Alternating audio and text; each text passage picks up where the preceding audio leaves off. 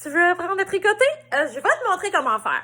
On est rendu à l'épisode 3 où je te donne encore une mine d'or d'informations extrêmement importantes pour vivre des succès dans tes projets.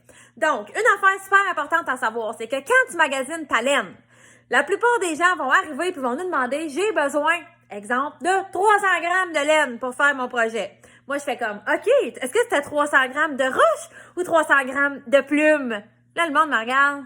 Ça rapport? Je comprends pas. Je t'explique. Si je prends 300 grammes de plumes, ça de longue, puis je les aligne bout à bout. Je prends 300 grammes de roche, ça de longue, puis je les aligne bout à bout. Lequel m'amène le plus loin? Les plumes, c'est évident. C'est moins pesant. OK, donc, est-ce que c'était 300 grammes de plumes ou 300 grammes de roche qu'elle utilisait dans ton projet, la personne?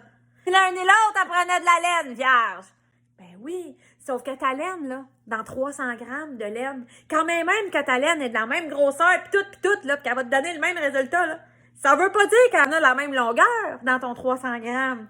D'un 300 grammes à l'autre, la longueur totale de fil peut varier vraiment beaucoup. Fait que quand tu magasines ta laine, là, magasine pas un poids. Ton projet, là, c'est pas important le poids qui va peser. Ce qui est important, c'est que tu aies assez long de fil pour te rendre jusqu'au bout. Ouais, je comprends, là. Comprends-tu, toi? Rappelle-toi, magasine une longueur et non pas un poids.